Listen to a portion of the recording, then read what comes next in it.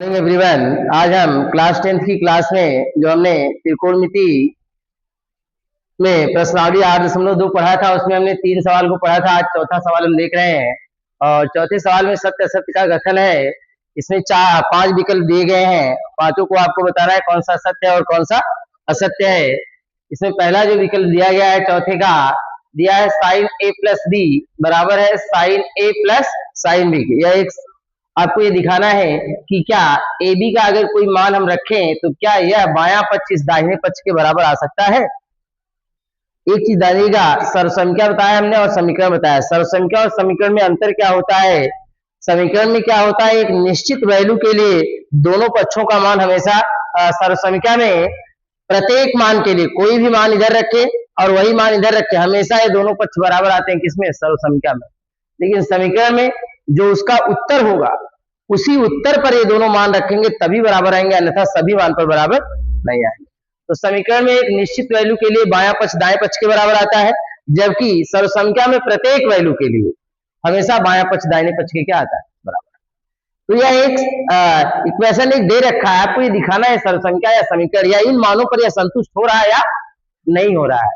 तो ऐसे में इसमें हम कुछ मान रखते हैं और देखते हैं क्या ये सत्य आ रहा है या असत्य आ रहा है। आप कोई भी वैल्यू ले सकते हैं। आप जैसे आप इस पहले सवाल को हल कर रहे हैं तो यहाँ पे साइन जो है ए प्लस बी या साइन ए प्लस बी जो है यह बराबर है साइन ए और प्लस क्या साइन बी के।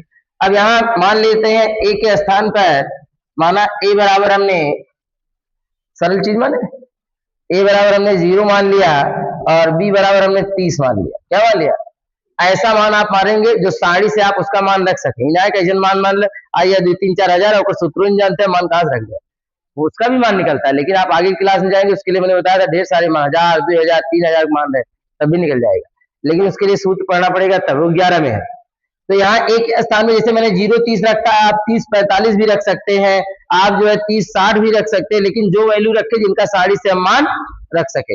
अब देखिए यहाँ हम रखते हैं साइन ए के स्थान क्या रखेंगे?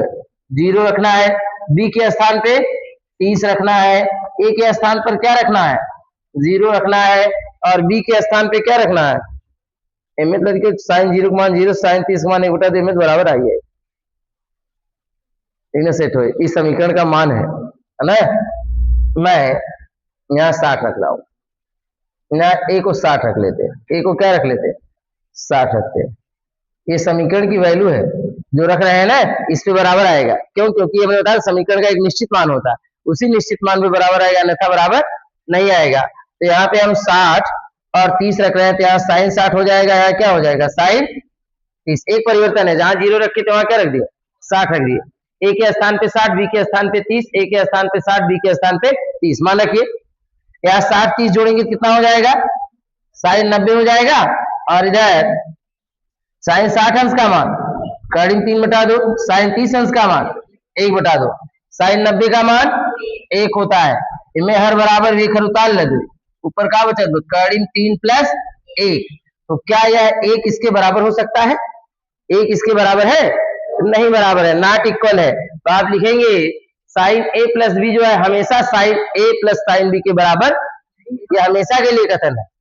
रेयर स्थिति में हो सकता है, जैसे मैंने 0 और 30 माना तो ऐसी स्थिति में हो जाएगा, क्योंकि 0 और 30 मानेंगे जोड़ेंगे 30 आएगा, साइन 30 का मान 1 बटा 2 और यहाँ साइन 0 का मान 0, साइन 30 का मान 1 बटा 2 आ जाएगा, बराबर 1 बटा 2 1 बटा 2। लेकिन कुछ निश्चित मान के लिए और प्रत्येक मान के लिए बराबर नहीं आएगा। तो यह जो सर्वसंख्या नहीं बल्कि ये क्या है? समीकरण है, इसलिए कथन क्या है? असत्य। ये कथन क्या है? असत्य है। अच्छा यही देखो सर्वसंख्या, मेन सर्वसंख्या क्या है, इसे आप 11 में पढ़ोगे, इसको मैं लिख रहा हूं। इसमें अगर ये मान रखोगे, ये सूत्र इसका नहीं, इसका सूत्र ये है साइन ए प्लस बी बराबर होता है साइन ए इंटू कास बी और प्लस कास ए इंटू साइन बी। ये सूत्र है इसका। इसमें आप चाहे जो मान रखिए हमेशा बराबर आएगा। यही है इसका सूत्र वास्तव में। इसमें हटा दिया है कास को ना, इसमें कास को हटा दिया है। मेन सूत्र इसका ये है, ये आप कक्षा 11 में पढ़ेंगे सूत्र। तो ये मेन सूत्र ये सर्वसंख्या है, इसमें कोई भी वैल्यू रखेंगे हमेशा दोनों पक्षों का मान क्या आएगा? बराबर आएगा। इसमें से कास को क्या कर दिया? हटा दिया है, इसलिए मनोई नहीं सेट हो रहा है ना। तो यह कथन क्या हो जाएगा? असत्य हो जाएगा। अगला तो आप ऐसे ही बता सकते हैं, आप ये बताइए थीटा में वृद्धि होने के साथ साइन थीटा बढ़ता है कि नहीं बढ़ता है? अरे देखा तो बस साइन 0 का मान 0 होता है, 30 अंश का मान 1/2 ये बढ़ा कि नहीं बढ़ा? 45 अंश का मान 1 बटा करीब 2 ये बढ़ा कि नहीं बढ़ा? 60 अंश का मान करीब 3/2 ये बढ़ा कि नहीं बढ़ा? तो थीटा में वृद्धि के साथ साइन थीटा के मान में क्या होती है? वृद्धि होती है। ऐसा आपने सारणी में देखा है, इसलिए कथन क्या है? सत्य है। कथन क्या है? सत्य है। आगे आइए, उसी का अपोजिट कह रहा है, क्या थीटा में वृद्धि होने के साथ कास थीटा भी बढ़ता है? अरे जब साइन बढ़ा तो कास होकर उल्टा घटे कि नहीं घटे? अरे वही मनो उल्टे रखा था, अरे जो 90 रात होकर कहाँ रखा था? 0 पर रखा था, है ना? तो कह रहा है थीटा में वृद्धि होने के साथ कास थीटा के मान में भी वृद्धि होती है। तो कास की नहीं वृद्धि होती, किसकी वृद्धि होती है? साइन की वृद्धि होती है। इसलिए कथन क्या हो जाएगा? असत्य हो जाएगा। क्या हो जाएगा? अब देखिए अगला दिया है, थीटा के सभी मानों पर साइन थीटा कास थीटा के बराबर होता है। आप बताएंगे, इस चीज को हमने सारणी बताते समय आपको बताया है कि बताइए किस स्थिति में साइन कास के बराबर आता है? बताइए फट से। 45 पे, वेरी गुड। 45 पर ही हमने बताया था, साइन कास हो, टैन काट हो, सेक को सेक हो, एक ही एंगल पर मिलते हैं 45 पर। चाहे वो साइन को सेक, साइन कास होगा वो भी 45 में मिलता है, टैन काट होगा वो भी 45 में मिलता है, सेक और कोसेक है वो भी 45 में मिल रहा है। वहां गोला गोला करके आपको बताए थे, 45 वाला बीच में पड़ता है, मैच करता है। तो ये कह रहा है कि थीटा के सभी मानों के लिए, ये नहीं कह रहा है 45 पर, वो कह रहा है सभी मानों के लिए साइन कास के बराबर होता है, सभी मानों के लिए बराबर होगा। अरे सीधा चलते नहीं उल्टा चलते हैं, खाली 45 वाला दोनों जने मिले, बाकी कुल अपोजिट था ना। तो इसलिए ये भी कथन क्या हो जाएगा? असत्य हो जाएगा। अगर कोई पूछ ले कि बताइए थीटा के किस मान के लिए साइन थीटा कास थीटा के बराबर है, तो आप किस मान बताएंगे? 45 अंश। कौन सा मान? 45 अंश का। ऐसे सेक कोसेक का पूछ ले वो भी 45 अंश का, टैन काट को पूछ ले वो भी कितने अंश का? 45 अंश का। अब देखिए कह रहा है a बराबर 0 अंश पर काट a परिभाषित नहीं है।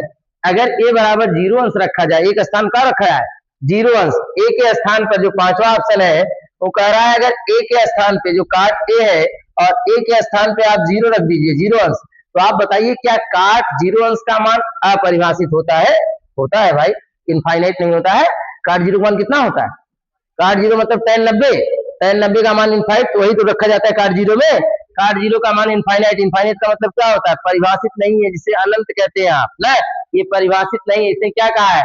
a बराबर 0 पर काट a परिभाषित नहीं है, तो सत्य कहा है, परिभाषित नहीं है। इसलिए कथन क्या है? सत्य है। क्या है?